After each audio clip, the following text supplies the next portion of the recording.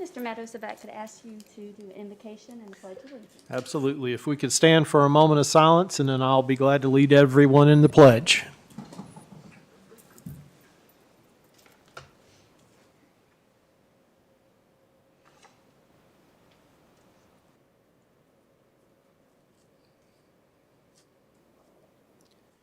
Let us pledge, please. Pledge allegiance to the flag of the United States of America and to the republic for which it stands, one nation, under God, indivisible, with liberty and justice for all. Thank you very much. All right, we will start off with presentations, and we do have the Montgomery Museum of Art and History. So, Madam Chair and board members, we have Bob Miller and Bob Poff with us this evening. Thank you guys for being here. Thank you. Madam Chair, Supervisors, Mr. Meadows, and citizens. We come this evening representing the Montgomery Museum of Art and History. I apologize that our director, Casey Jenkins, is out of state. Actually, he's in state, but still in the air, so he'll be in later in the evening, but I do apologize. I would also like to point out to you that a fair number of our museum board and friends of the museum are with us this evening. We wish to thank you for your past support and your ongoing interest in the work of our institution, and to ask for your additional support. First, a bit of history. Our museum is coming up on its 40th anniversary next year. The founders cooked meals, sought donations, and raised enough money to buy the historic Pepper House on Pepper Street. This building has been inadequate for our purposes for years, but because of its historic nature, outdoor sculptures, and beautiful native garden, it will remain a part of our ongoing activities. The museum has been a constant guardian of this 1850s house, lovingly replacing the roof, the windows, and porches. While it has served us well, the activities and growth of membership has made it insufficient for our needs. What does the museum do? We have permanent and ongoing history exhibits throughout the year. We have more than 3,000 objects in our historic collections, including those of the Craig family, founders of Hans Meta, Christiansburg predecessor. Many of our objects are stored in some of the best attics and basements around. We maintain the historic Craig Cemetery, Christiansburg's earliest burial ground, which we own. We offer a large local history library, including bound volumes of the News Messenger from 1880 through the 21st century. We have 7 art shows during the year, 5 featuring the work of local artists, and 2 showing the works of students from our public schools.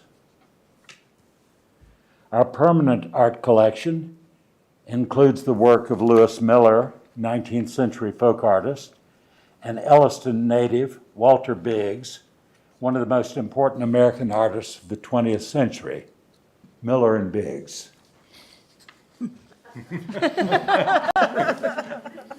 We maintain a gift shop which highlights the arts and crafts of local artisans. We are the source of photographic images. We have the Lester collection of 8,000 photographs, the News Messenger collection of 14,000 photographs, and 2,300 other photographs. The museum is the custodian of Montgomery County's land surveys from 1880 through the 20th century. And here in this illustration, you'll see the map, an 1885 map of Auburn and its suburbs, Mr. King. People used to make me laugh at me for talking about Auburn suburbs. There you have it. We have offered more than 10 walking tours of historic structures through the community. We have more than 200 volunteer docents, hosts, and gardeners who assist with the daily operations of the museum. We are presenters at the New River Valley Livability Regional Exchange coming on March 17 at the German Club. We annually sponsor Heritage Day, filling Main Street with vendors and displays.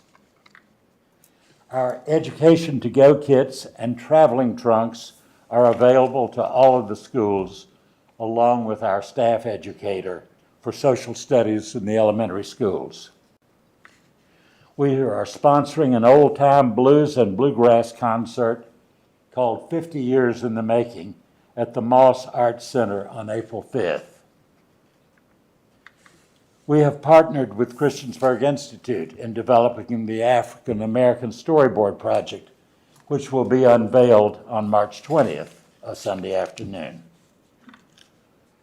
We are sponsoring Arts New River Valley, celebrating local artists and their contributions toward the arts in the county.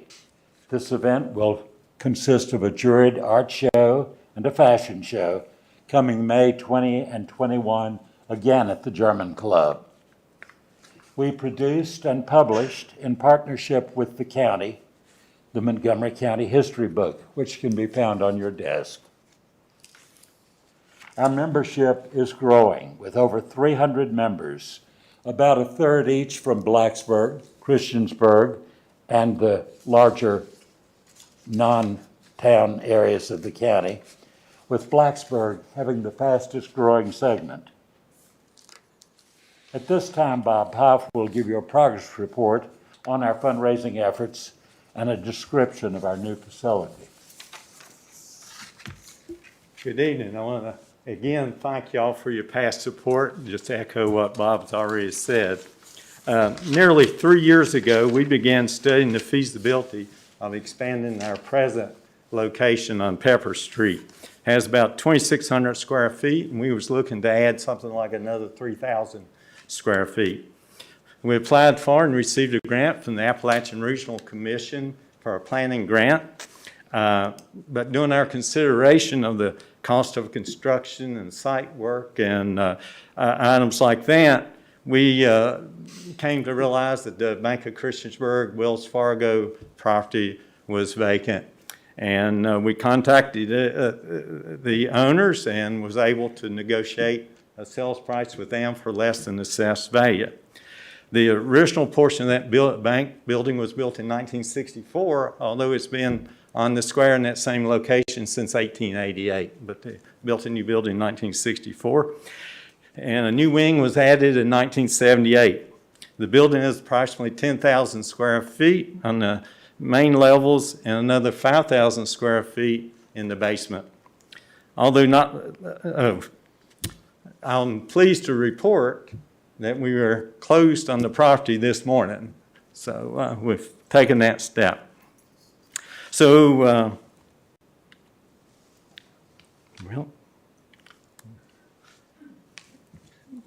in 5 short months, our capital campaign has raised roughly $800,000. We obtained a short-term loan from 3 of our board members for the balance needed for closing. The campaign is continuing. The ARC planning period ends in September, and with the information generated from that process, we'll be seeking grants for improvements such as ADA bathrooms, elevators for the basement, and so forth. We are pursuing grants from the Corning Foundation, the Norfolk Southern Foundation, the Patterson Foundation of Lynchburg, the Cabell Foundation, among others. After the planning phase is open, we anticipate going back to the ARC applying for a construction grant. We're currently in the midst of painting and making other improvements to the building. Our largest immediate expense will be replacing one of the rooftop HVAC units. There have been over 600 volunteer hours spent planning and improving the building, and with many offers of in-kind donations for flooring, paint, moving services, and locksmithing.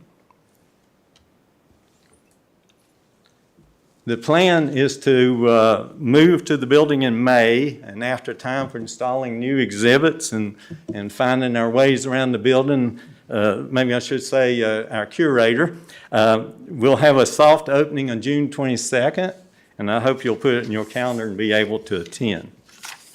A large portion of our visitors come from out of town, many drawn by the brown signage that we have on I-81. The new space will give us the ability to offer additional programming, which hopefully will draw additional volunteers. As you're aware, tourism is an economic driving force in the county. Research from the Virginia Tourism Corporation shows that in 2019, direct visitor spending in the county was $222 million. It resulted in $14.65 million in local taxes. We would be pleased to show you either individually or collectively, take you for a tour through the building. I'll end our presentation with a request that you support our capital campaign with an appropriation to the museum in the amount of $100,000.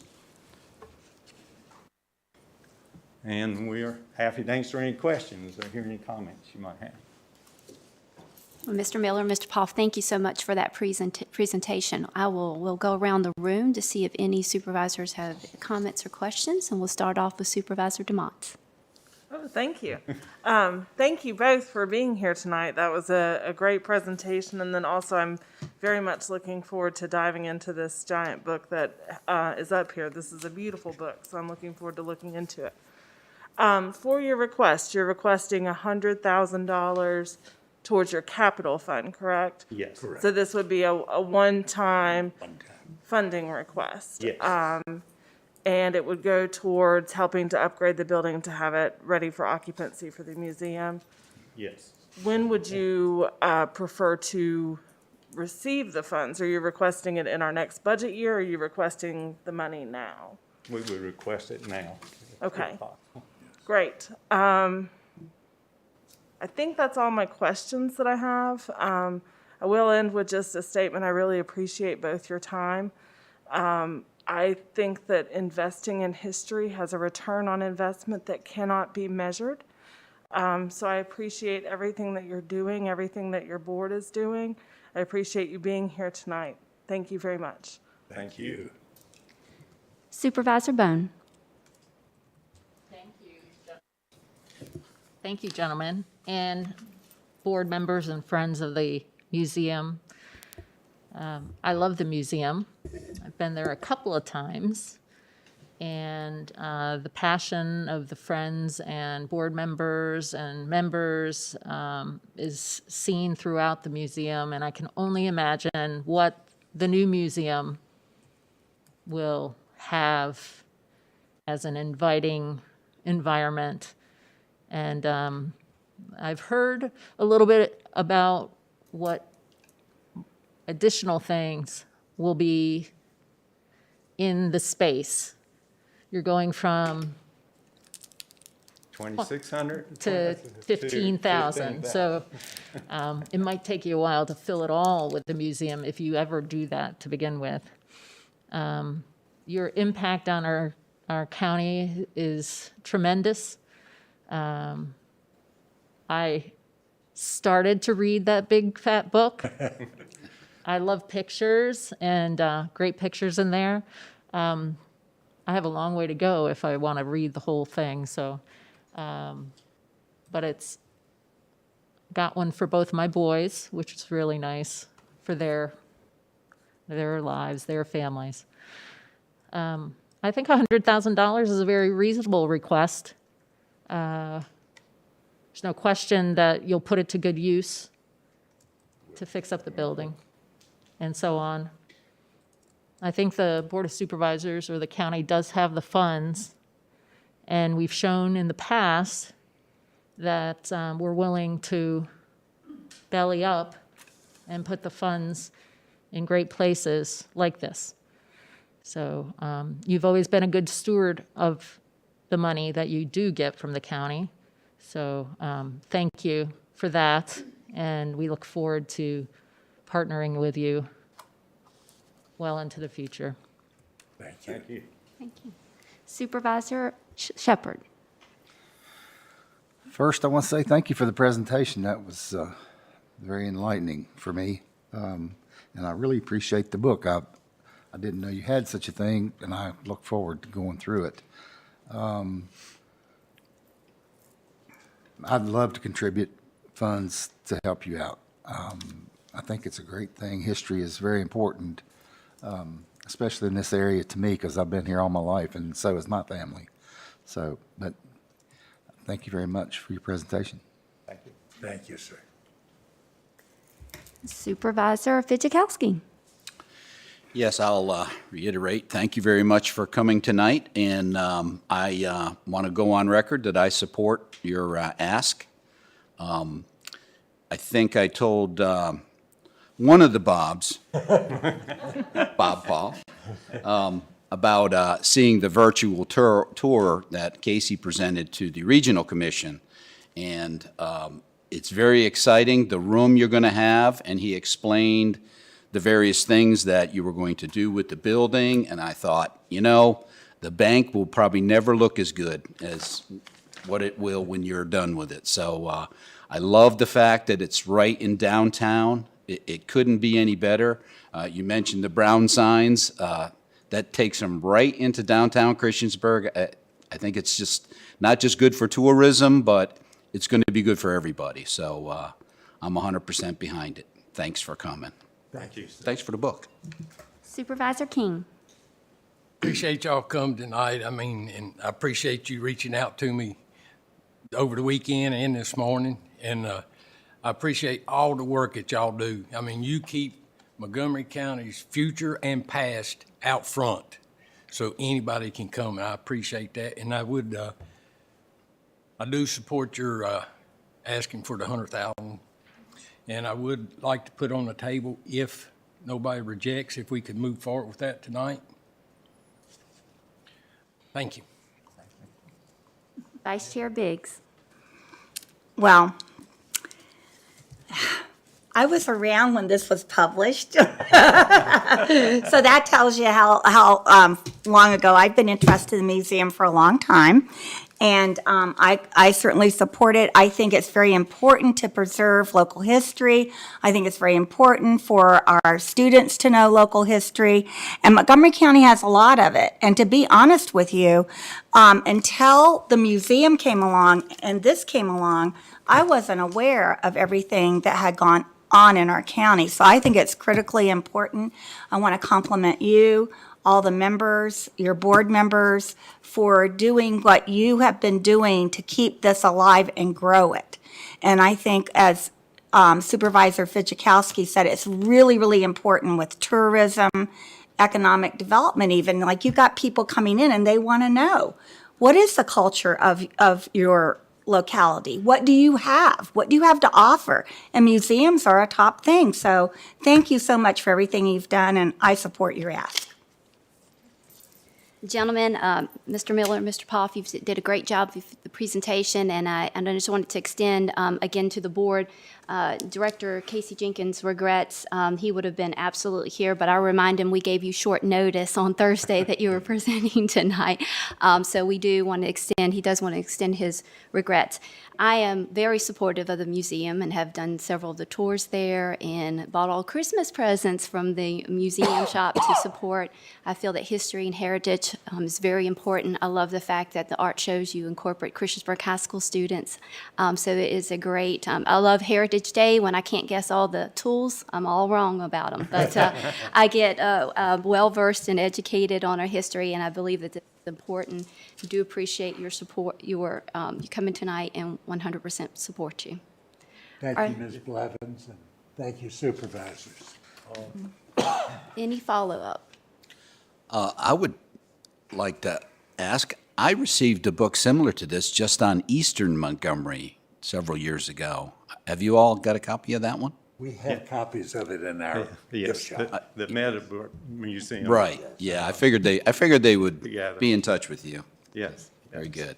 And the artifacts from what was formerly the Auburn Museum, the Log Cabin Museum, now reside with Montgomery Museum. So they're preserved.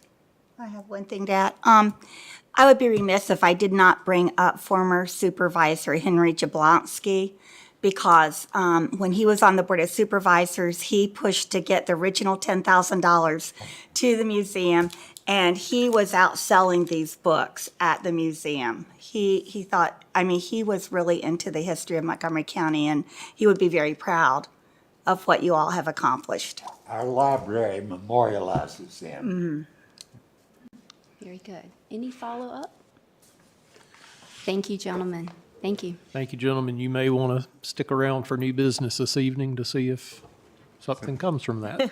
Thank you, thank you. Thank you. Madam Chair, our next presentation this evening is a presentation from Montgomery County Public Schools for the fiscal year 2022-2023 proposed budget for MCPS. Dr. Meyer and Mr. Krantz are here this evening. Good to see you.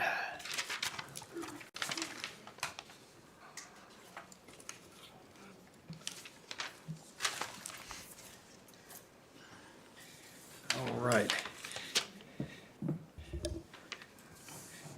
Madam Chair, board members, and Mr. Meadows, thank you for allowing me tonight to present our school board budget for 2023. Just want to start off by talking about how we did last year. And we appreciate the funding that you all forwarded to us. We were able to give an average of a 3% raise to all of our employees last year. We had no increase in our health insurance for our employees last year as well. Something else we were able to do, school supplies for all classrooms.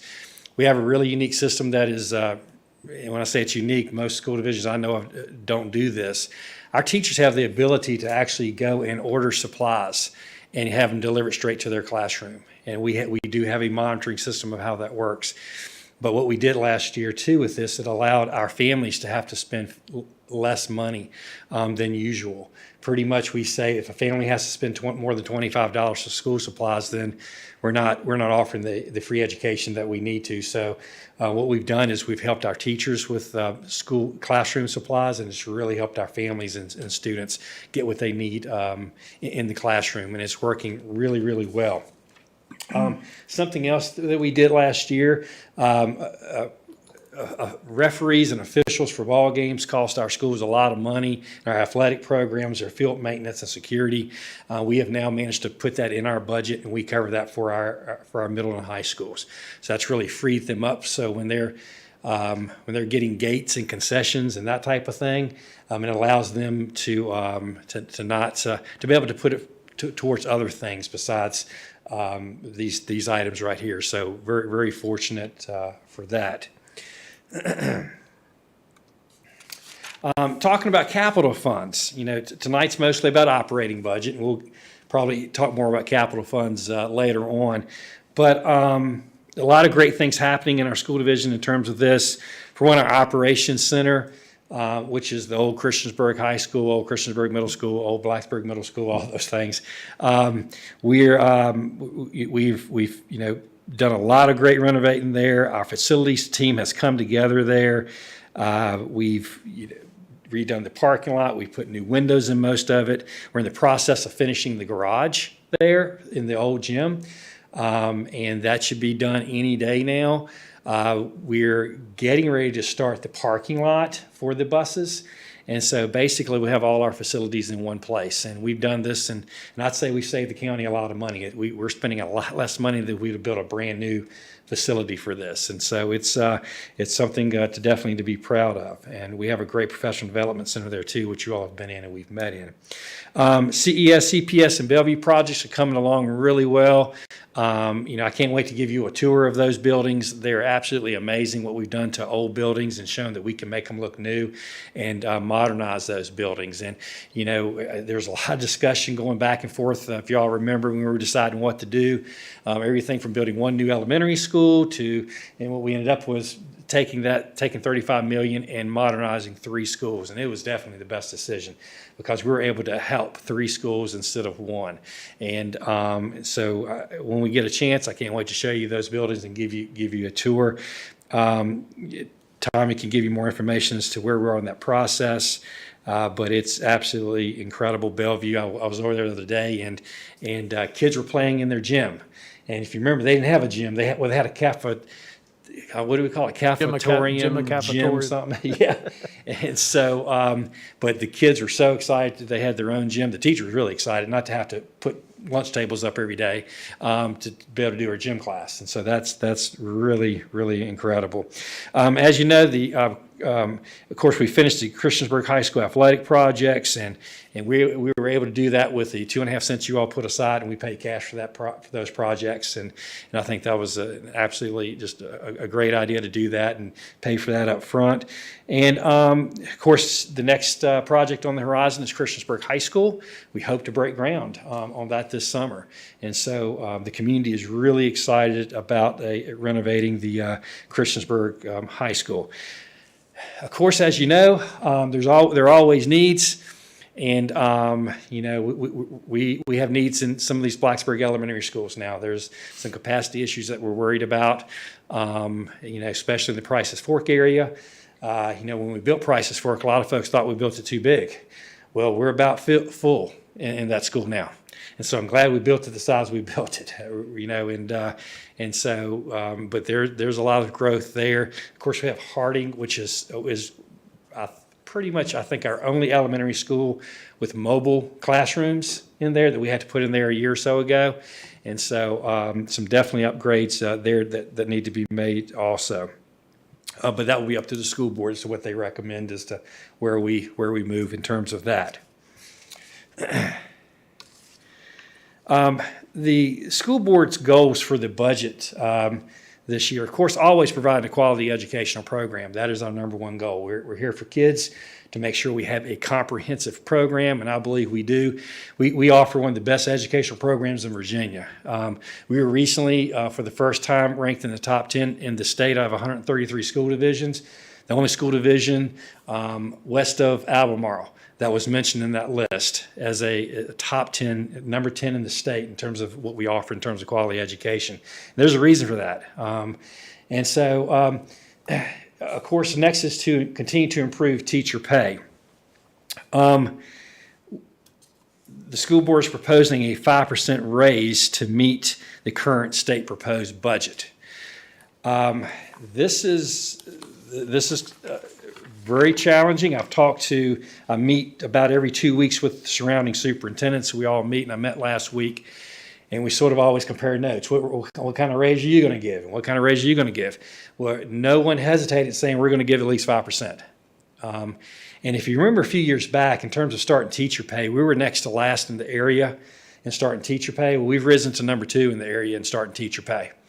And it's actually impacted other school divisions because we're recruiting well from other school divisions.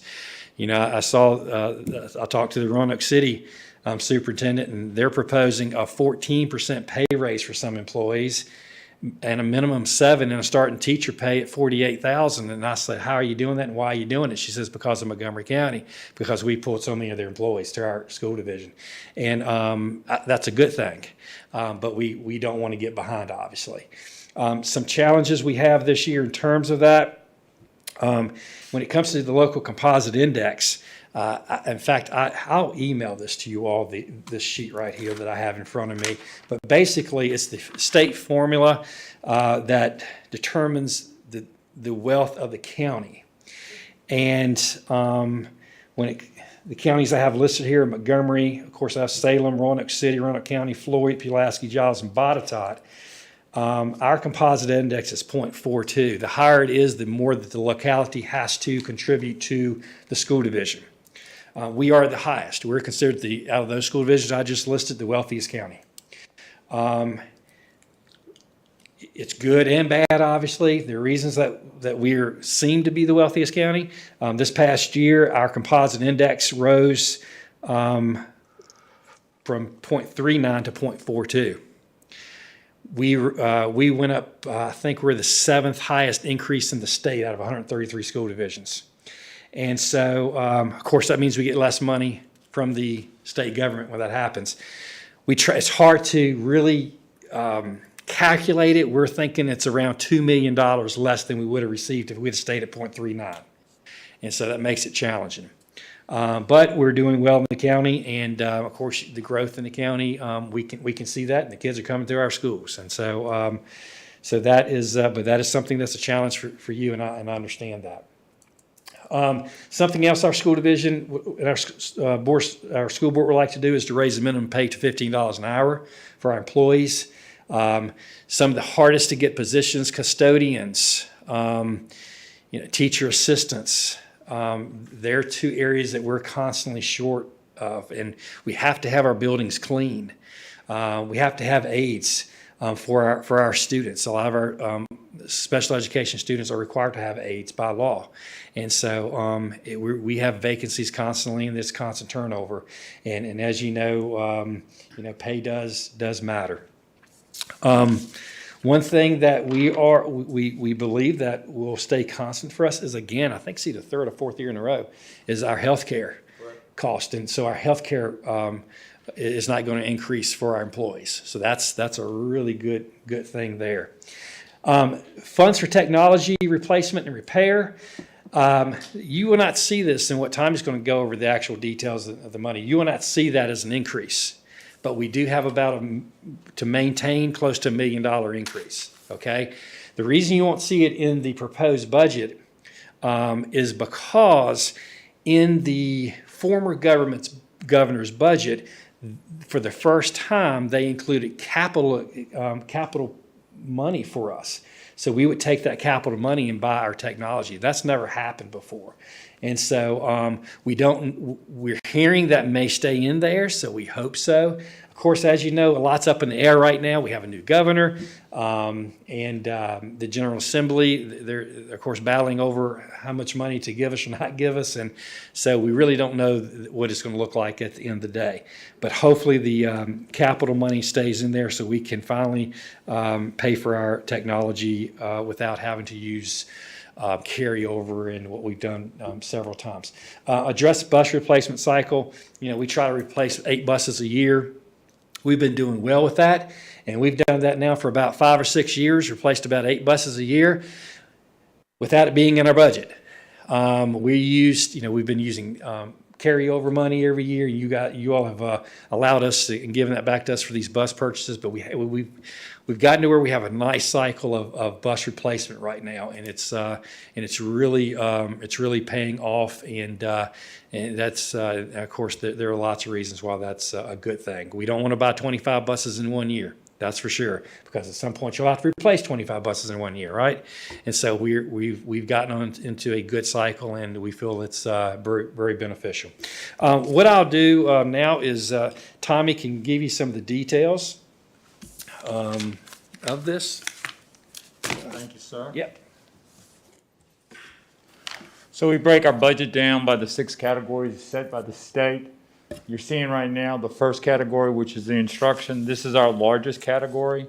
This category includes teachers, counselors, curriculum administrators, special education employees, school administrative assistants, and as well as the instructional supplies. So basically anything that's inside of a school building is picked up in the instructional bucket, except some of the operational items. The biggest increase that you'll see in total is the 5% salary increase. In the instructional, it's $4.089 million. The raise that we're given on instructional assistants is additional $75,000 because that was done at mid-year. We also have positions that are currently being funded out of CARES related, deemed as essential personnel. And the intent is to build them into the budget over the next 3 years so that when those funds are gone, that it then becomes just a line item within the normal recurring budget of the district. And we're not sitting here scrambling, trying in 3 years to find the funds for that. The next category, or you see the salary schedule, the proposed at a 5%. The governor's budget is 5%. If we were not to give at least a 2.5% raise according to that budget, you would have no funds available in FY24 from the governor's budget for pay raises. So there's a minimum set, but the goal is 5%. That 5%, we'll talk about what the difference is between what the state funds of that raise and what we have inside of this budget. The next category is the administration, attendance, and health. This particular group is our school nurses, our school board, our superintendent, finance, HR, and student services departments.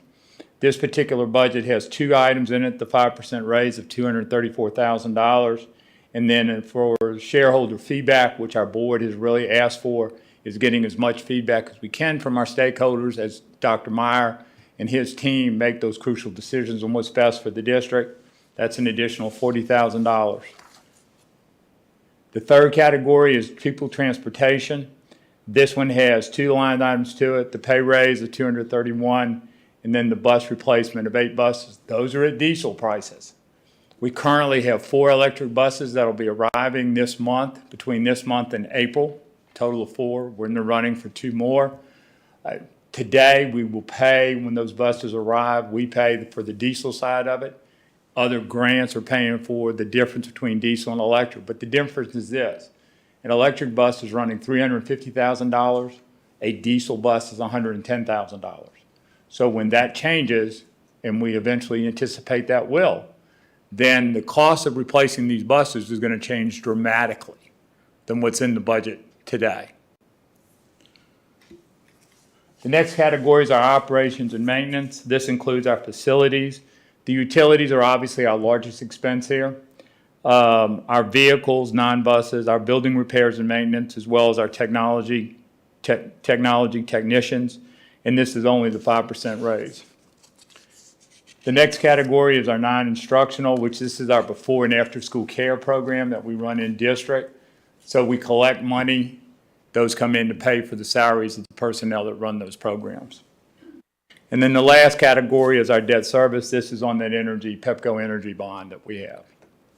So when you look at it in totality, the total increase that we see is $6.784 million. We start with the budget that was adopted originally of $122 million.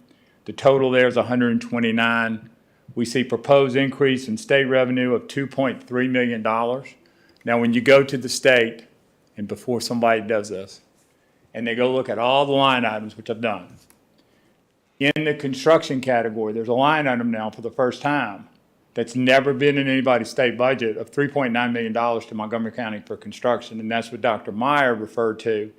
That dollar amount is not shown on these schedules as part of the capital side and is being set aside to address technology and the one-to-one and maintain the computers for the students. That expenditure to maintain it is significant. For 2 classrooms, that's $1.2 million, 2 grades, that's $1.2 million a year.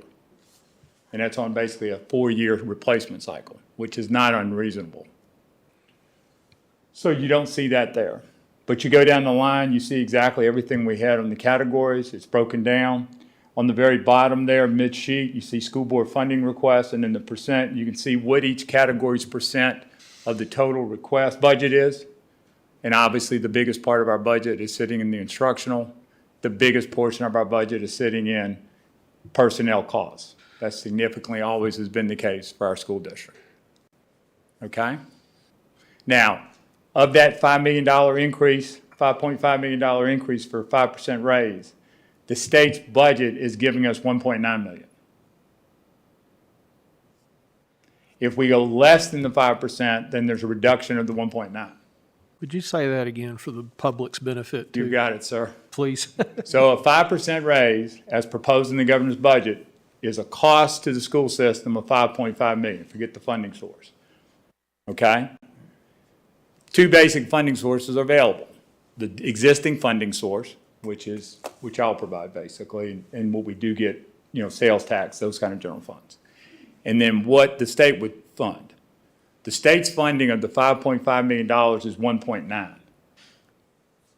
So that differential of 3.6 has to come from someplace else. And that's the point I'm trying to make in what Dr. Meyer is also referencing under the local composite index. So in 23's budget, it's a double whammy. you get the whammy of the 5% increase, and it's not funded at the level that you would think it would be funded at. Then you also take into account the change in the local composite index this year. And it's really a double whammy that takes place inside this budget.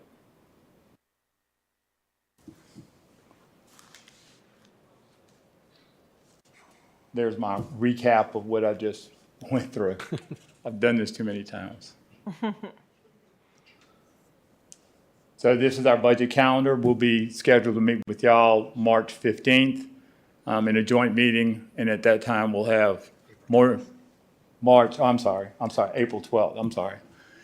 I've been to a Mardi Gras parade, so I've lost my dates here, so I apologize, okay? And I did not drink because I can't because of blood clots, so don't say that. It's just, there's been a lack of sleep, I'll just say that. Is that a change? Yes, he does, so. Any questions? Can you put that slide back up again? Thank you. This one? Yeah. Yes, ma'am.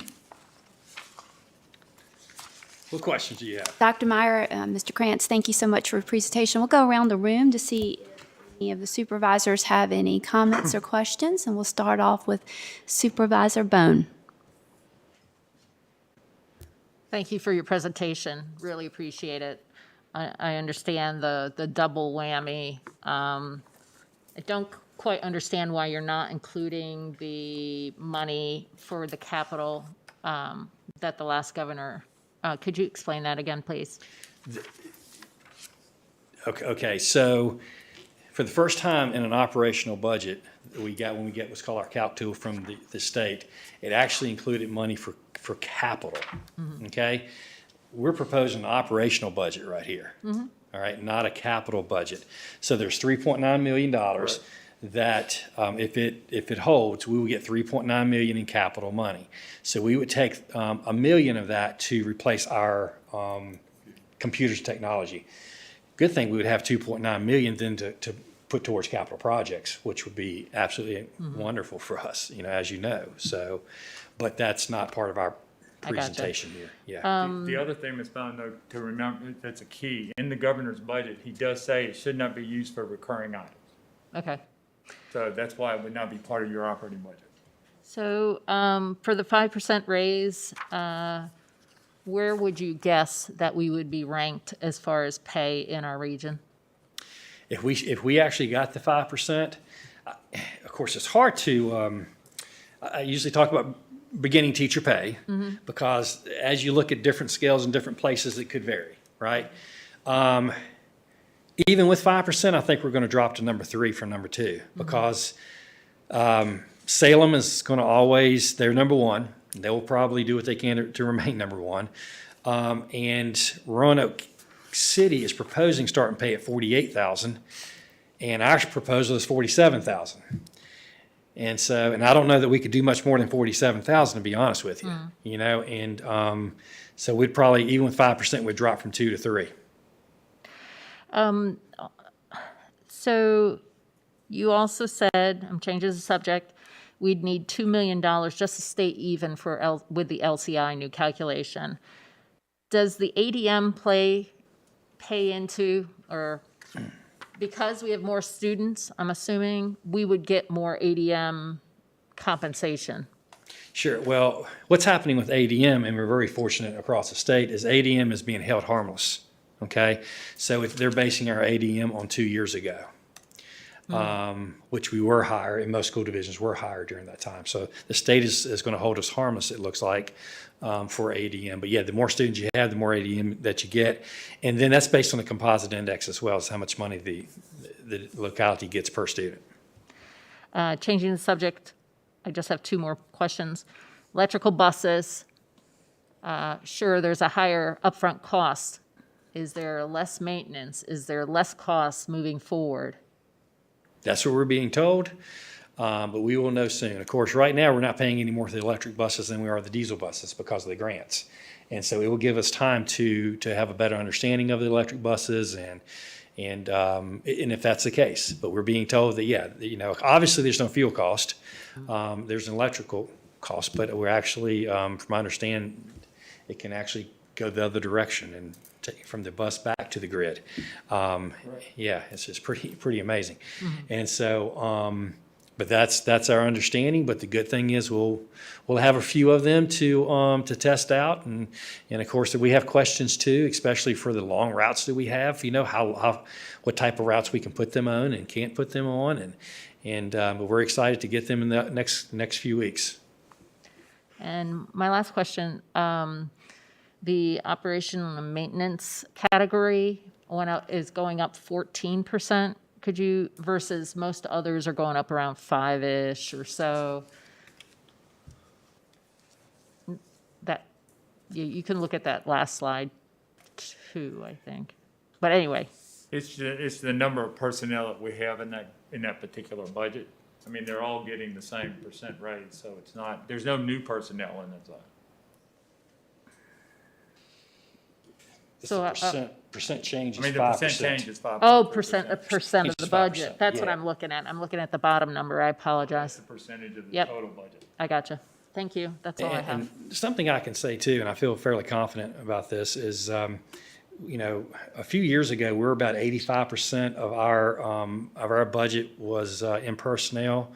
And that's about where most school divisions are. In fact, I talked to the Roanoke County Superintendent the other day. He asked me what percentage of our money is actually in our people. And they're about 85%. We're around 90% now. Most of our money is in our people, either through salary or benefits. It's what we pay our folks. It's really gone up the last few years. And that's a good thing. I truly believe that. So. Thank you. Supervisor Shepherd. First, thank you for the presentation. Yes, sir. Seems like a lot of numbers to me.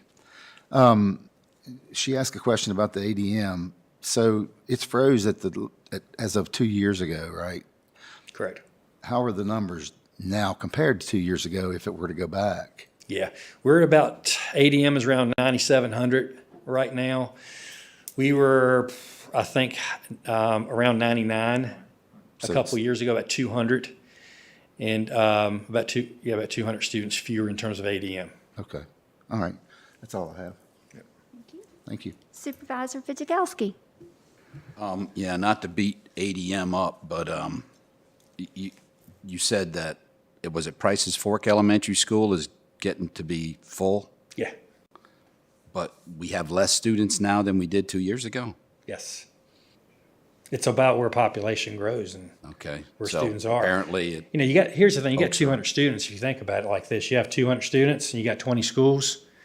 If you divide that out, 200 amongst the 20 schools, I mean, it's only a few kids per school. okay, so are you having to redistrict anybody for that? We will possibly have to talk about that at some point soon. Okay. Yeah. On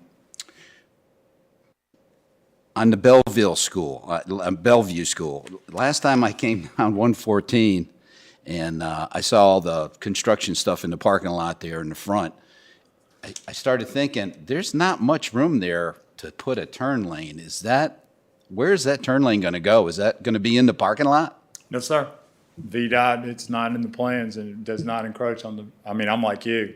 It's extremely tight, but it's not in the parking lot. It doesn't impact my buses and or cars coming into, where we come in today. There's no impact at all. Yeah, because it's tight. I thought, It is well, gonna be. is it When you taking come away down the to make that- grassy strip there in between the parking lot? When you make that right-hand turn in, if you make the left off of 114, no impact.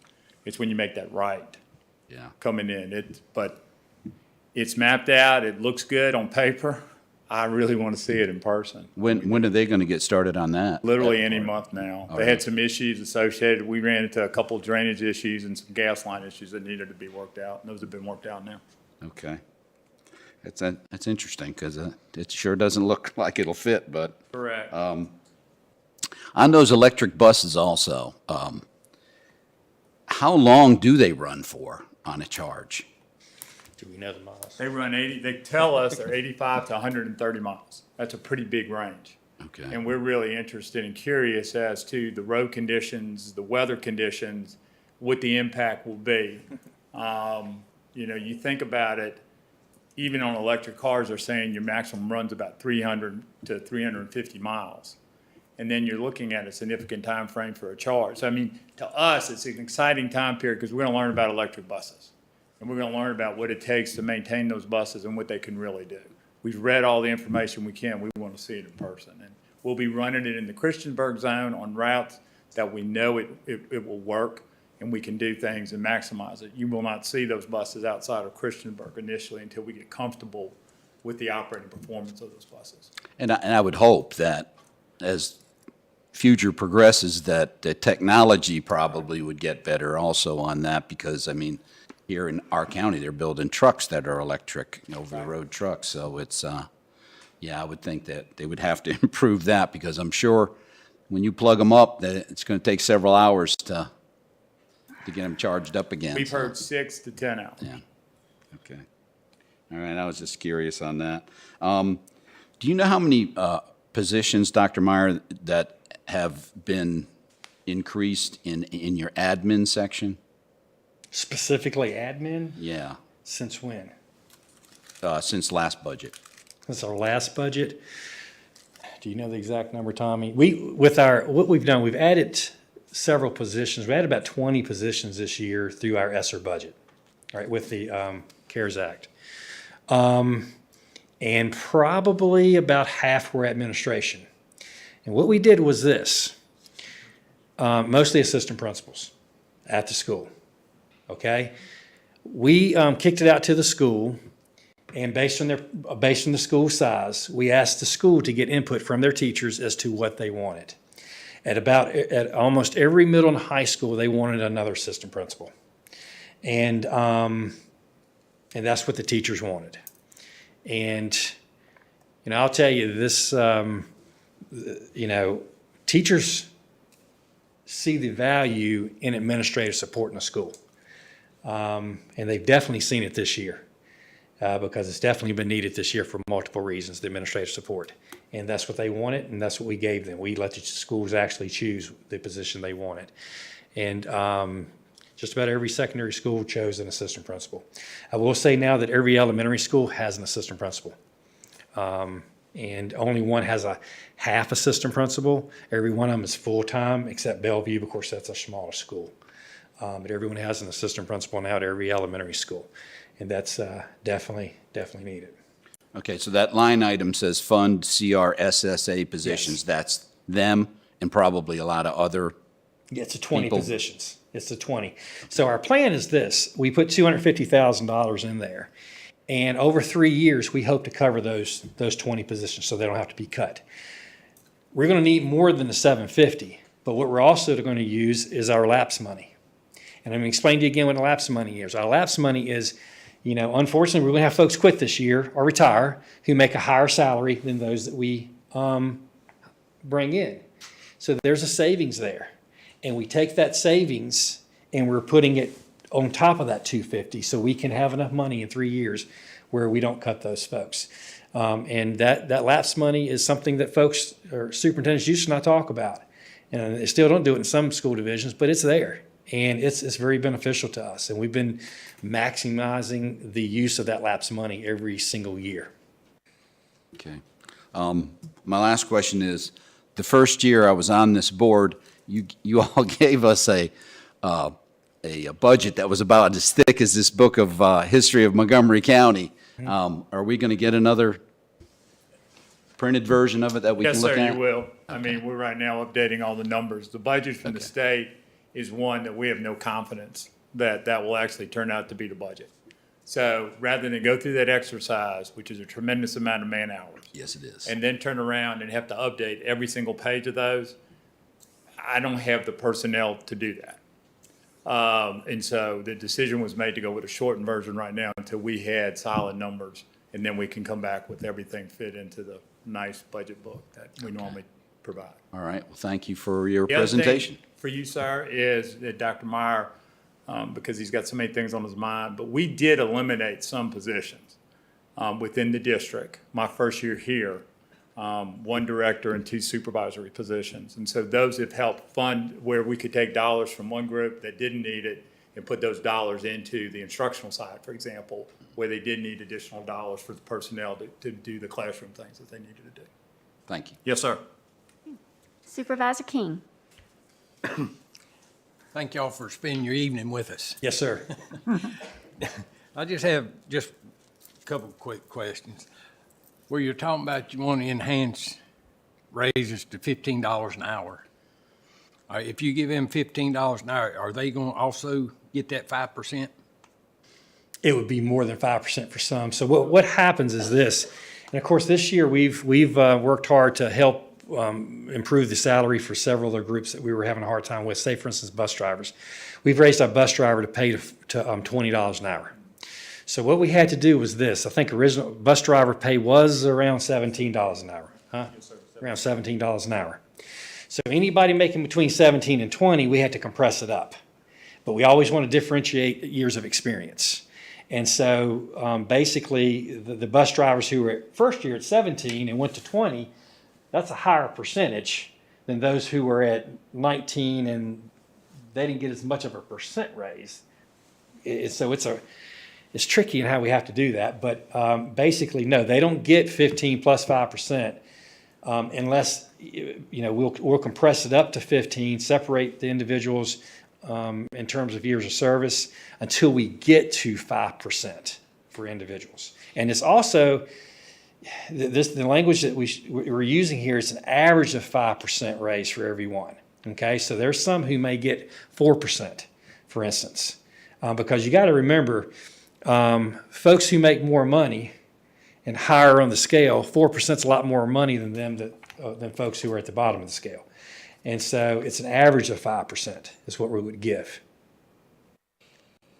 All right, and at our last board meeting, I brought up, the Richmond says they're going to give 5%. Sir?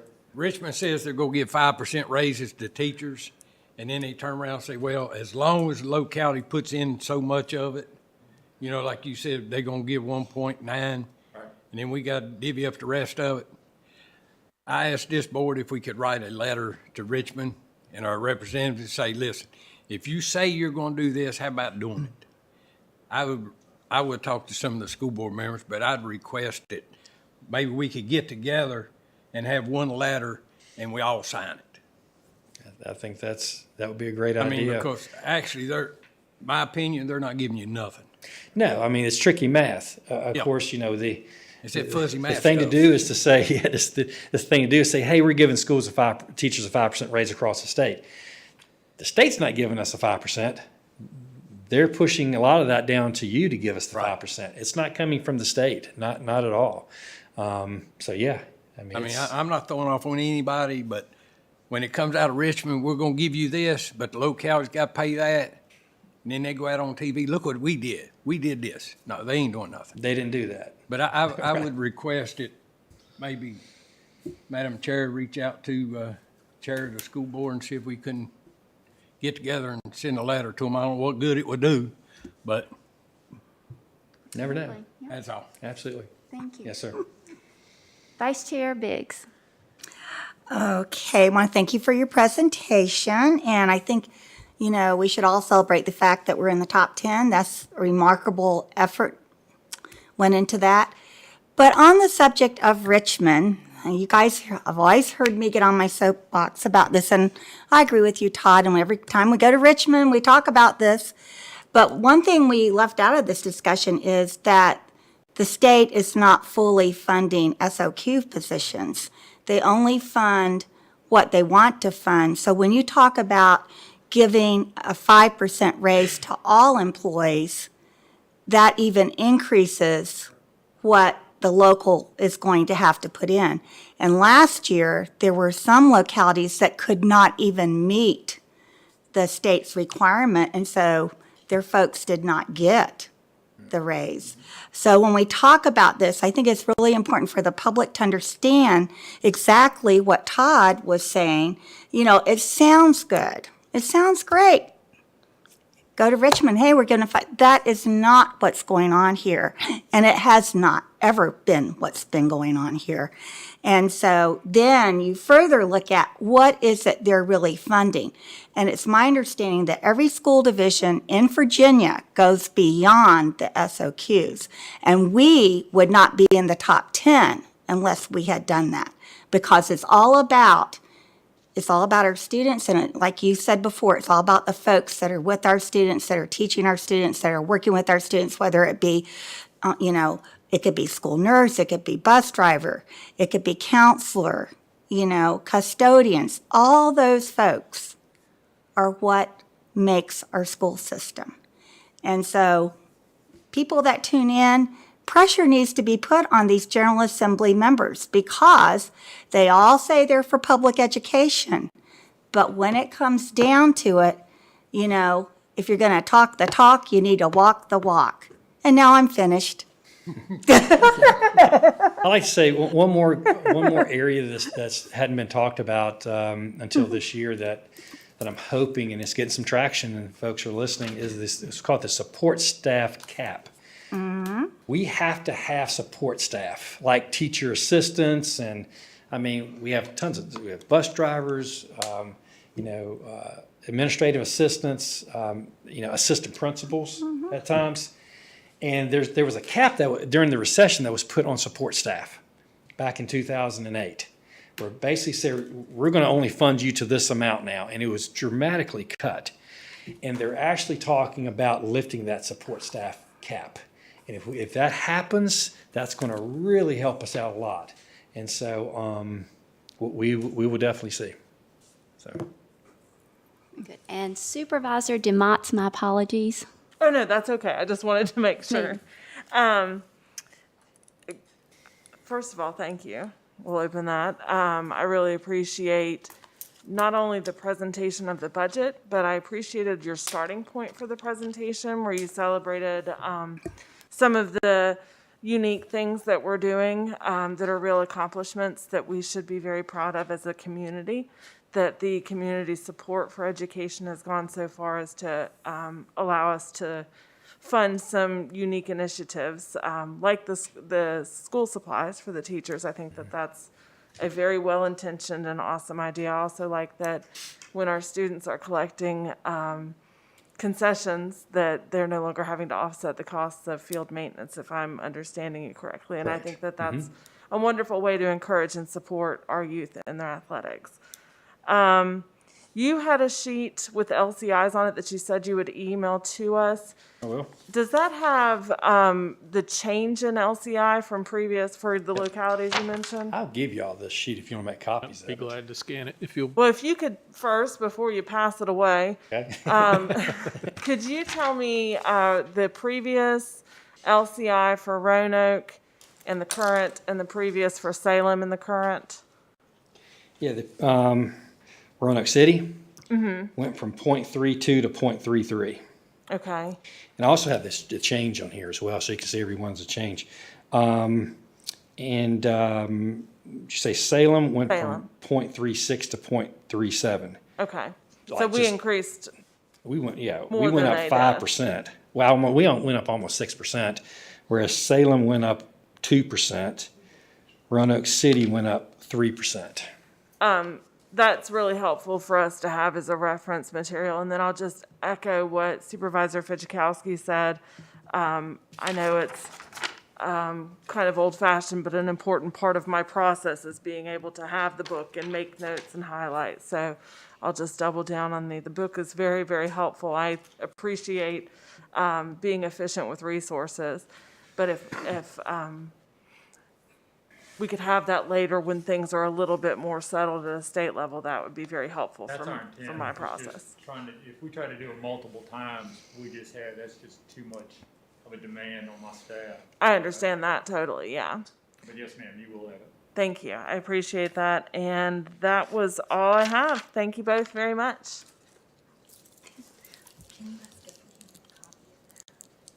Yes. So, Dr. Meyer and Mr. Krantz, we also would like a copy of this presentation, if we can have that as well sent to us. And again, I do like the book, so we can go back through once we know what the state's doing and kind of can finalize that. Had just a couple of questions, just for my clarification. I know that we hit a little bit on the pupil transportation. Going back on that $920,000, and that's for 8 buses, and 4 of them are electric? No, it's eight diesel buses That's the cost for 8 diesel buses. 8 diesel. So this is for next year, the plan to purchase the 8 diesel buses for next year. The current 4 electric buses that we're going to get in just a few weeks have already been paid for. And we paid about $110,000, which is the cost of a diesel bus, and then a grant that was given to us paid for that remaining cost. Very good. And again, you may have already answered this, or how long will we need to replace the electric buses, or? What's the life cycle, do you know? I mean, we have not seen anything on life cycles. Okay.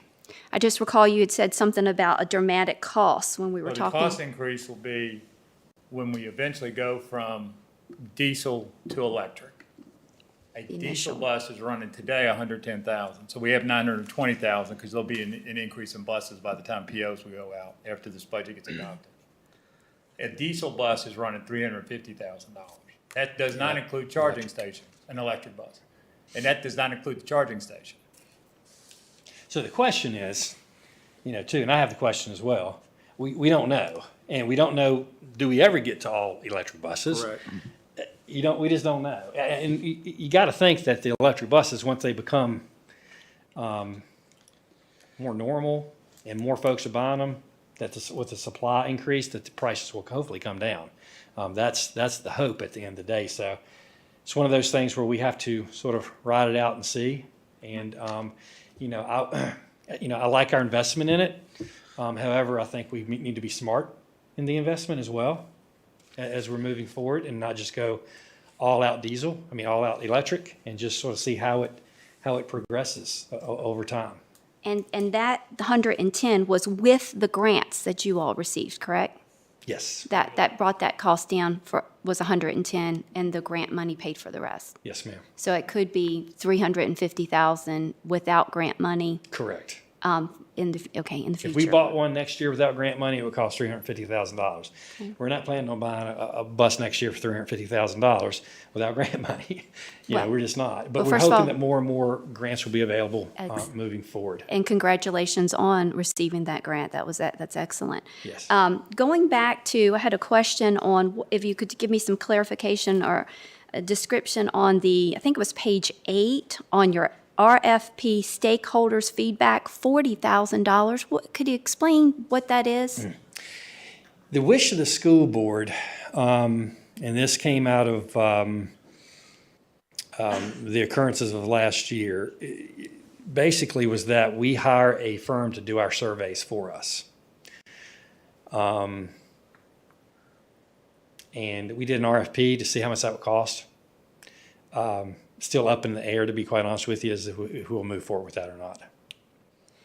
Can you give me what type of surveys? Give me an example. We sent out community surveys, last, I guess, January, February, we sent out a survey asking folks about coming back to school or not. And we had several questions in that survey. And in the past, my administrators have created the surveys. And, folks criticize surveys no matter what. And so the board, we have board members that want a survey that is made by a professional company. Okay, thank you. And then going back onto the capital, which isn't in the operational budget, the capital, the 1 million for the technology, because that was allowed. If that's one-time money, correct? Am I understanding that correct? Okay. Right. And that's why it's not on the operational side. But I think you said that would be a 4-year replacement. Is that correct, or am I misunderstanding? What we do is this: we actually we replace Chromebooks in the 5th grade and in the 5th grade and 9th grade. Kids basically have the same Chromebook for 4 years, from 5 to 8 and 9 to 12. We've had enough surplus last year. Even after that, we've been able to have kids in K through 4 have them as well. Okay, and so it's just a replacement cycle. Basically, we said the best time to give kids a new Chromebook is in 5th grade and in 9th grade, and then the next 5th grade and 9th grade, and then so on. And so the kids have them for 4 years. So that's not in this budget because you had surplus to pay for it, but won't it be an addition, would it be an ongoing? It is an ongoing thing. And Operational. every year I've put it in our budget that's been presented to you all. And every year we've had to cut it. And every year we figured out how to pay for it, usually through carryover money and that type of thing that we've ended up, or grants that we've had to. But at some point, I guess, you know, the good thing is we're happy to see it in that capital. Hopefully it would be great to stay continue with that capital coming to us, because that would really be helpful for capital expenditures. However, you know, can't count on that, obviously. But at some point, I mean, we've shown we rely on that technology for educating our students. Very good. And could you tell me, do you have a number of how many vacancy for teacher positions that you currently have? Currently, or are you saying like after this year, a normal turnover? Well, just right now, currently, do you have a large vacancy? Right now, not in the classroom. I'm gonna guess 5. Okay. The classroom's not covered. And so it's the other positions you guys, for overall positions that, I know it's, you've mentioned in several of the school board meetings, you know, positions being hard to fill. Would you have an idea of how many positions school-wide? Not teachers, just everyone else? Custodians and aides. Custodians and aides. Custodians, I'm running 6. Typically, I run between 5 and 7, so I'm within the range at any point in any other prior year. Bus drivers, I'm right now 9. Typically, I'd be about 5 to 6. School nutrition, because we're down right now about 20 in that particular position. We're still maintaining the service levels we need to, but that's one that there just isn't the hours there to begin with. We're talking about 4 hours. Very similar to my bus drivers. But the bus drivers, they like that 4 1/4 hours. Trying to get on school nutrition is a little bit different of a challenge there. And then the difference in pay, which Dr. Myers, we're working with him to try to adjust those facilities right now. I've got 2 open positions, and we just can't get staff. We can't get anybody to apply. We probably have about 40 positions vacant right now. Okay. Yep. Just across the division. Most teacher vacancies don't happen in the middle of the year. They happen in the summertime or, you know, for the following year. You know, one thing, and we usually have about a 10 to 12% turnover every year. And, you know, one thing I failed to mention that you have to understand, one of our biggest issues right now, not just in Montgomery County, but across the state and the nation, are folks going into education. There are fewer and fewer folks going into education right now. You know, there are more openings. I mean, there are fewer graduates in Virginia than could fill all of Fairfax's openings, if that makes sense. We're competing for the very few folks who are deciding to go into education. And that's scary. At some point, I mean, there are school divisions who have a lot of vacancies right now. And if you have vacancies in March, and you know, and they haven't had a teacher all year, we do not want to get to that point. That's for sure. And so their pay matters. Well, very good. I thank you, gentlemen, for your presentation. Are there any follow-up questions? Supervisor Bone? Just coming back to the electric buses, are those 4 or 6 that you're going to get part of the 8 for this year or separate? We're counting that in this year's a number of buses that we're getting, not for the 8 for next for 23. So maintenance or cost of fuel will be significantly less for the electric buses. Is that true? Well, there'll be no cost in fuel, Well, you'll have an increase in electricity cost, right? but That's where we'll see the actual operating costs and be able to tell you. Right now, we don't have an idea. what have they projected? We've not seen anything that we've had a high degree of confidence on, honestly, because the more data we've looked at, everybody's coming at it with different analysis and different computation. And so there's no confidence in what we see. That's why we really jumped on the grant and said this will give us firsthand knowledge of exactly what we can and can't do. So for the short routes in Christiansburg that you're going to put these buses, how much fuel do you put in those diesel buses per year? Oh, I mean, that'd be a wild guess on my part. That would be a significant guess. I mean, we're not seeing, there's not enough there for 4 buses that I'm gonna put in. The cost of computing is probably greater than the savings on NRA. Okay, thank you. Yes, ma'am. Any other follow-up? Well, thank you, gentlemen. All right. Thank you. y'all. Thank you. Thanks. All right, now we will move into our public hearing. Yes, ma'am. Madam Chair, we have a public hearing that was advertised in the Roanoke Times on February 20th, and this is anytime the board considers a resolution to amend the fiscal year 22 budget by more than 1% of the total expenditures. Public hearings required for that. We do have an item on the agenda this evening to amend the budget to appropriate $6 million of American Rescue Plan Act funding for the county's broadband initiative project. We've discussed that previously. It's coming from ARPA funds, but we are required to hold a public hearing when we amend the budget in such a manner. Do I have anyone that would like to speak on this matter? Seeing no one come forward, I will close this public hearing. Next, public address. A public address sign-up sheet has been available outside the meeting room. Speakers are requested to provide their name, address, and phone number, and a list of the subject matter on the sign-up sheet. Following the names on the sign-up sheet, other speakers will be allowed to speak. Each speaker has 4 minutes, whether speaking as an individual or a representative. All comments must be directed to the chair and to the supervisors from the speaker's lectern and at the front of the room. Please begin by stating your name and address. Debate between speakers and members of the audience will not be allowed. Speakers may leave any written statements or comments to the supervisors with the board clerk. Speakers will be judged out of order should the speaker engage in any personal attacks, use of profanity or abusive language, or debate with the audience and not address the supervisors. We do have someone signed up. So I have a Mr. Glenn Chilcote.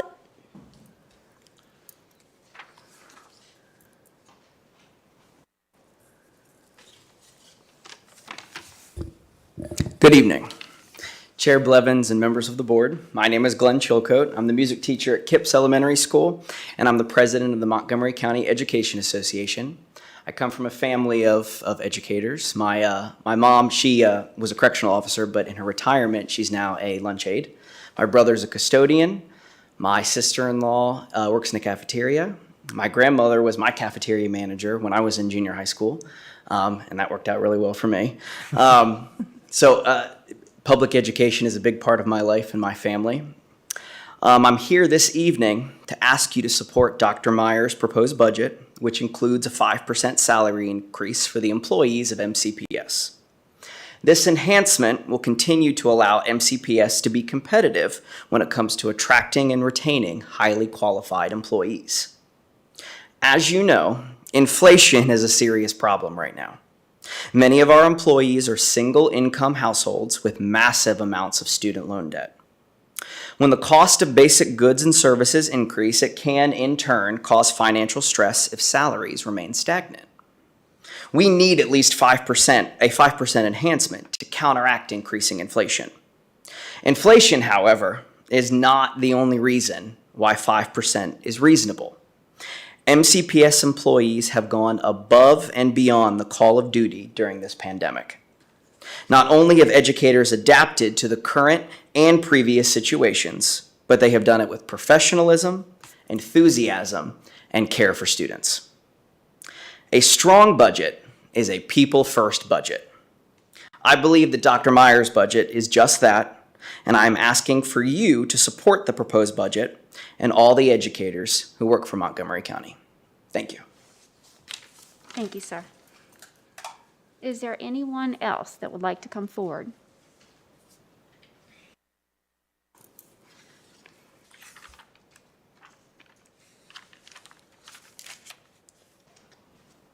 Sir. Good evening. My name is John Ashley. I live at 2675 Glade Drive, Christiansburg, Virginia. the little local history just because y'all had the museum guys here. Did you know that railroad in between here and Shawsville, that was originally plotted to be a canal connecting the New River with the Roanoke River, and they were going to build a lock system where the railroad is, but that was before they had developed steel to actually build the train tracks. That's why we have that instead of a canal. Anyway, I am here to request that the legislation be passed to reinforce parental rights and the law enforcement's response to criminal activity in the family court system. The current system is so broken that even though I've never failed a drug test or had any violent crimes, sex crimes, or crimes against children convictions, the family court said it is in my child's best interest to live with a third party. Meanwhile, DSS says I am qualified to be a foster parent. Not good enough for my own child, but good enough for someone else's. If the goal is to have a generation of children not raised by their parents, congratulations, you are succeeding. It is in law enforcement's best interest to continue this because 85% of men in prison grew up without a father. 70% of juveniles in state institutions grew up in a fatherless home, and so did 72% of teenage murderers. Call the sheriff's department. Ask them, if abduction is gaining control of someone by violence, threat of violence, or deception, do they investigate abduction if the deception is to a judge? Then ask them to show you their policy in writing. I bet they can't. They can't show me. If they have a policy that isn't in writing, it's a secret policy. It's a secret policy when they deny it to mental health workers.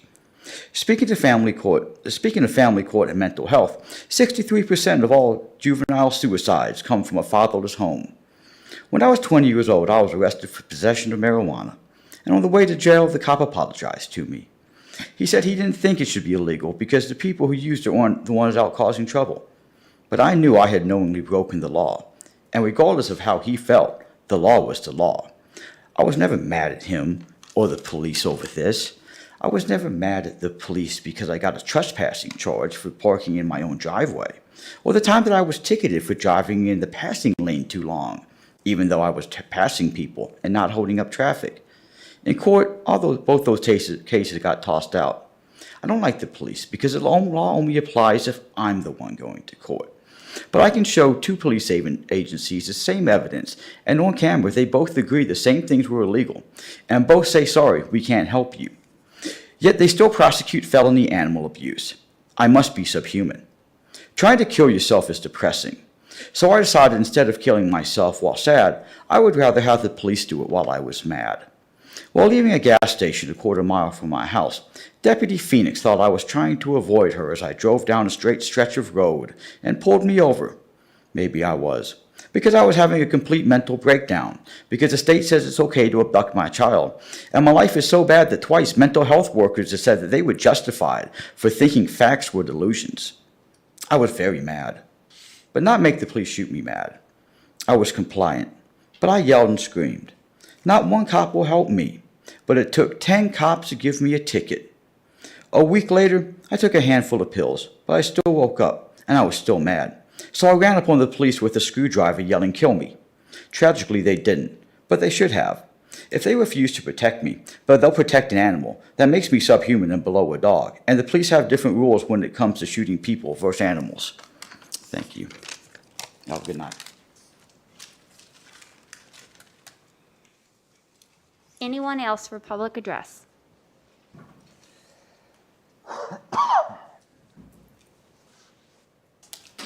Good evening. My name is Susan Miller. I live at 3065 Mudpike Road.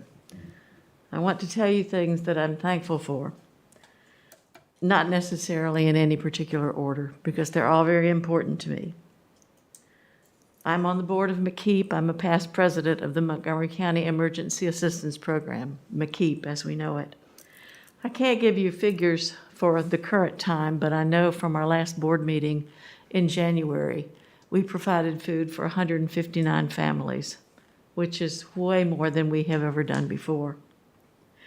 I'm thankful for Montgomery County Public Schools. I spent in excess of 20 years working in Montgomery County Public Schools, and it's a great system with wonderful teachers. And this past 2-year period has been horrific for all teachers. They have had to reinvent themselves. And as a grandmother, I have taught both of my grandchildren at home during the COVID crisis, which I thoroughly enjoyed, despite the fact that I had not a lot of good internet service where I live. Working on it. I know you are. Thank you. I'm very thankful for Montgomery County Parks and Rec, and I have said before, and I will say again, Mitchell Hawk is a treasure that you need to take care of. He does everything. He fixes everything.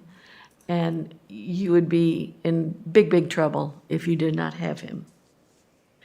I'm thankful for the fact that I have green boxes in recycling, where I religiously separate my aluminum, glass, plastic, and other substances, and I have my trash that I can throw away and fold up my cardboard and put it in a special place. Please keep that up for our children and their children so that we will be able to have a world free of disposal of trash in an unnecessary way. Lastly, I need to speak for Montgomery County Museum. I'm a foreigner in Montgomery County, even though I've lived here for 43 years. I'm a flatland city slicker, and I have learned a great deal in living in Montgomery County, and I appreciate every moment of it. It is a special place, and the history is something that you need to look at and study, because it is remarkable to know that I live down the road from 7 Mile Tree, which is the last site of the last Civil War engagement in Montgomery County. We haven't been able to plant a tree successfully yet. It keeps dying, but we're going to make that tree be available to us. Thank you for the offer of your time, and thank you for listening. Anyone else? Then we will close public address and move on to an addendum. No addendum this evening, ma'am. Items of consent. Do I have a motion? Motion. Second. Motion and a second. Is there any discussion? Madam Clerk, if you'll please call the roll. Aye. Mr. King? Aye. Ms. Biggs? Aye. Mr. Motts? Aye. Ms. Bone? Aye. Mr. Shepherd? Aye. Chair Blevins? Aye. 7 ayes. Moving on to new business. First thing we have up is a resolution to amend the policy appointment terms for the Planning Commission from 2 term limits to 3. So moved. Second. I have a motion and a second. Any discussion? Madam Clerk, if you'll please call the roll. Mr. King? Aye. Ms. Biggs? Aye. Mr. Motts? Aye. Ms. Bone? Aye. Mr. Shepherd? Aye. Mr. Fidzikowski? Aye. Chair Blevins? Aye. 7 ayes. Next up is Peppers Ferry Regional Wastewater Treatment Authority of Memorandum of Understanding for septic services. Motion. Second. I have a motion and a second. Do I have any discussion? Madam Clerk, if you'll please call the roll. Ms. Biggs? Aye. Mr. Motts? Aye. Ms. Bone? Aye. Mr. Shepherd? Aye. Mr. Fidzikowski? Aye. Mr. King? Aye. Chair Blevins? Aye. 7 ayes.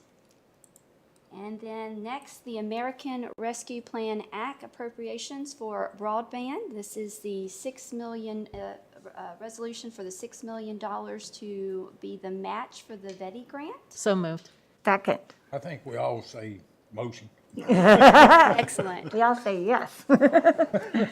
Any further discussion? We're all excited for that project to move forward as quickly as possible. Madam Clerk, if you'll please call the roll. Mr. Motts? Aye. Ms. Bone? Aye. Mr. Shepherd? Aye. Mr. Fidzikowski? Aye. Mr. King? Aye. Ms. Biggs? Aye. Chair Blevins? Aye. 7 ayes. Madam Chair, before we move on, can we add that Yes, to sir. the new business? Yes, sir. In new business, the Montgomery Museum of Art and History. Do I have a motion for support? Motion. Second. Discussion? Any discussion? We might want to clarify where the money's coming from. Staff would recommend that come from the county's fund balance in the amount of $100,000. Is that what I understand? Second. So we- Okay. A motion and a second for $100,000 to our friends at the Montgomery Museum. Any other discussion? Madam Clerk, if you'll please call the roll. Mr. Shepherd? Aye. Mr. Fidzikowski? Aye. Mr. King? Aye. Ms. Biggs? Aye. Mr. Motts? Aye. Ms. Bone? Aye. Chair Blevins? Aye. 7 ayes. Congratulations.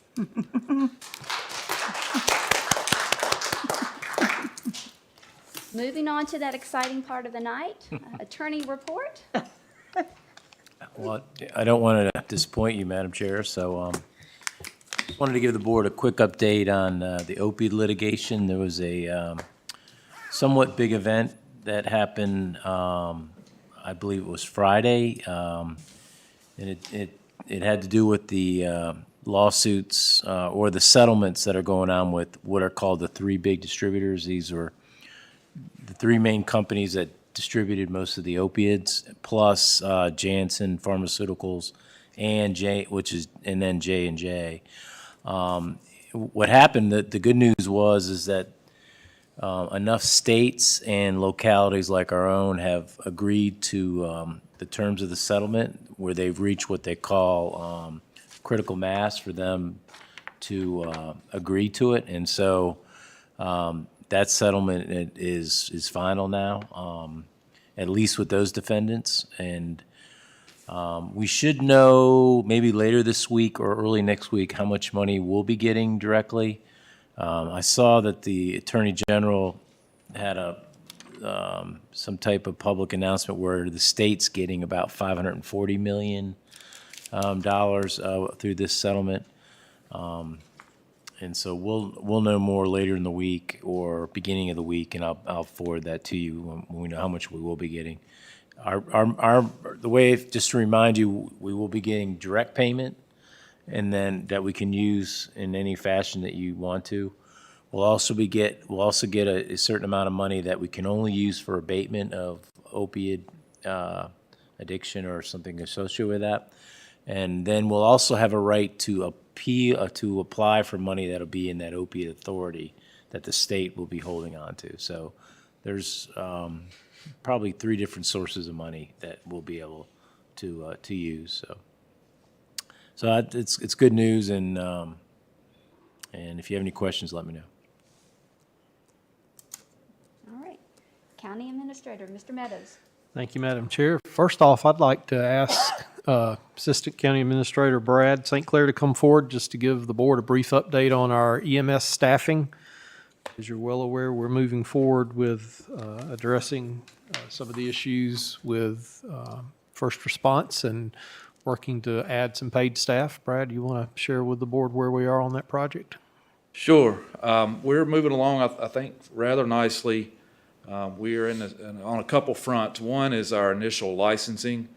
Tyler and Brandon are working very diligently with the Virginia Department of EMS, getting every box checked that we need to have checked. We've been working with our volunteer fire chiefs and rescue chiefs through the Fire and Rescue Commission to work on our emergency response plans and all the things that we have to coordinate with those folks to get licensed. And so that's moving along rather nicely, and we're preparing for that initial inspection.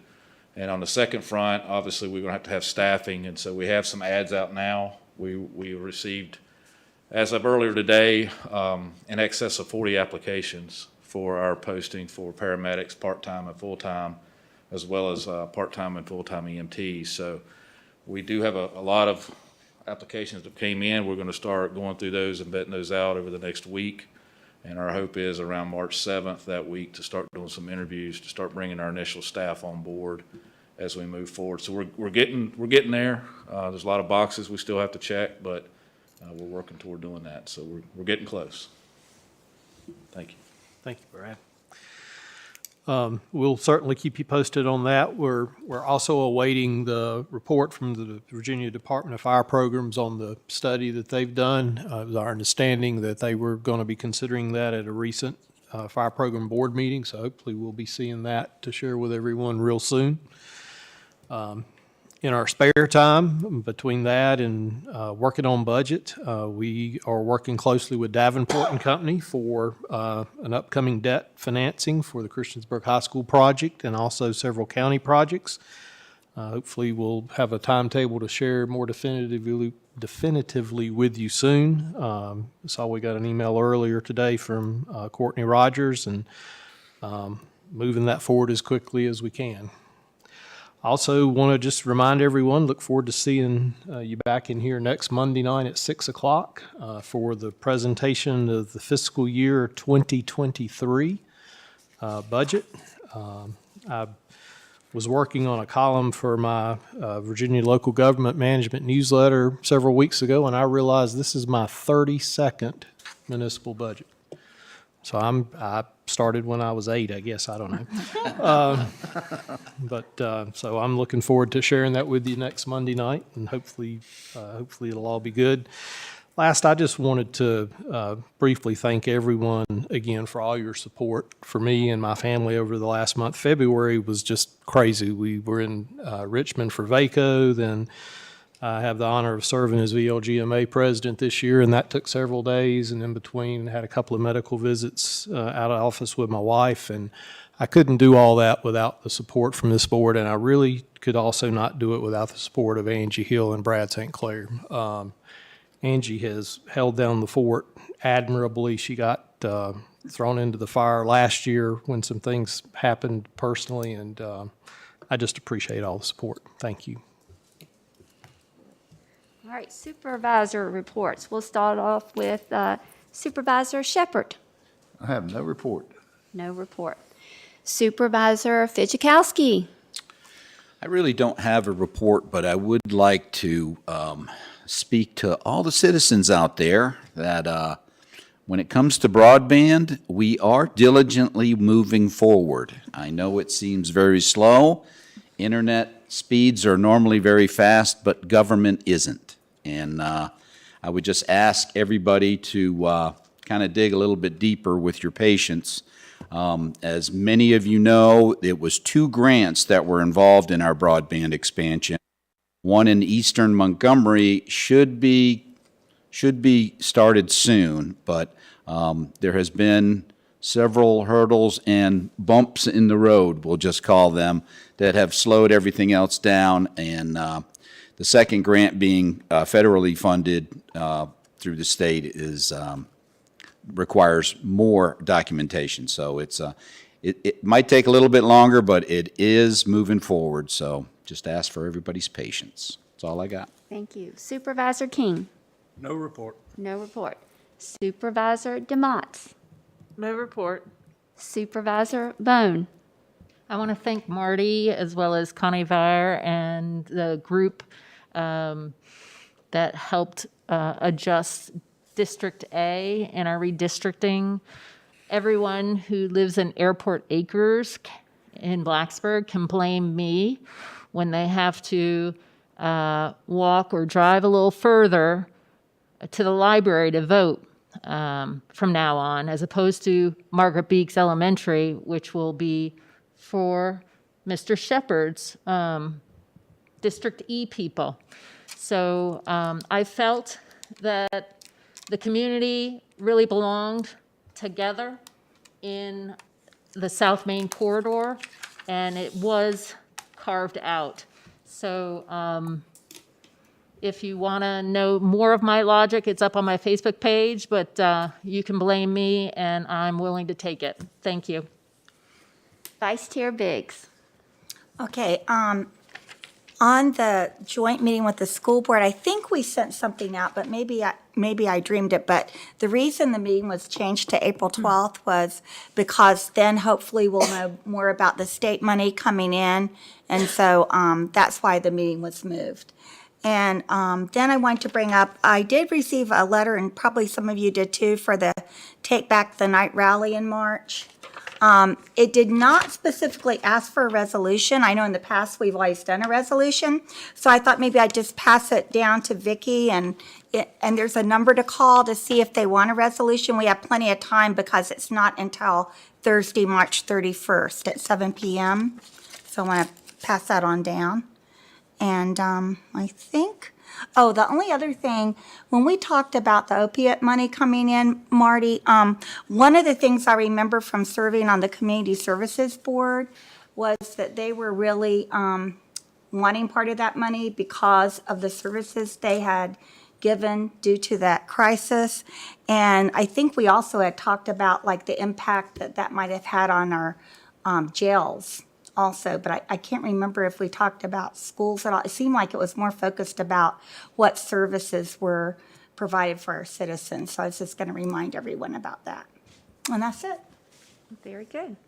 I just have a few things. First of all, I want to congratulate and commend everyone that participated in the New River Valley Polar Plunge for Special Olympics this past Saturday. I was out there cheering on. We had lots of Montgomery citizens that participated, including our Virginia Tech Police Department and the True Blue Law Enforcement Group. A lot of those were state troopers from Montgomery County, and it was great to see even we probably got a challenge for our supervisors because Mayor Horton, he plunged with some of his folks, and he's like, come on, we got to get those supervisors. So that's something we might think of. Sarah's shaking her head, no. But that might be something that we might consider doing. Vidzikowski, you're for that, right? I'll volunteer you. I used to be, but now I've reached a certain age, so Sherry, I'll go with back you. now. Thank you. Thank you, Supervisor DeMott. Okay, but then you guys can come on and just cheer us on when we do the plunge then. Maybe we should have a dunking booth instead. We could do that. We can do that. And then I just want to congratulate Brenda Carroll from the Department of Social Services. Today was her last day. She has given 45 years of service to the Department of Social Service, and we do greatly appreciate her dedication. She began part-time at age 17, and so she shared her stories, and she was very tearful, and we greatly appreciate and wish her well for her retirement. And that's all I have, unless there's any other follow-ups. This meeting stands adjourned. Thank you. I know several of these guys want to speak to you.